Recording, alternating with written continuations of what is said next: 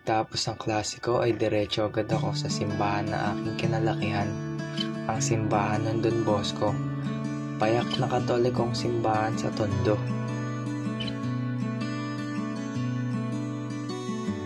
Bukal itong tumatanggap ng mga mamamayang nais maghandog ng panahon upang makapiling ang Diyos mula Lunes hanggang Linggo.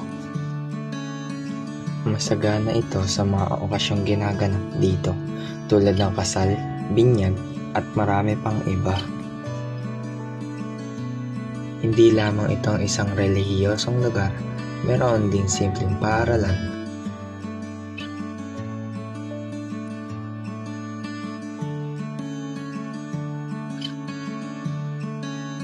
May magarang peryahan tuwing Pasko at napapalibutan din ng mga kainan.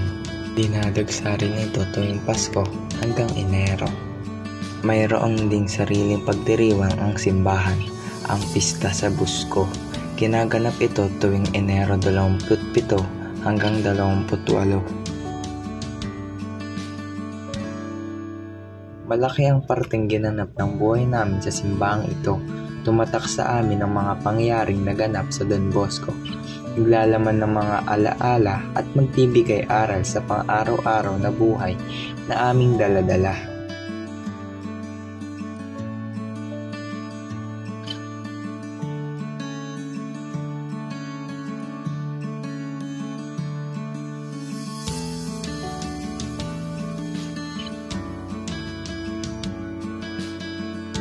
Ito ang Don Bosco sa Tondo.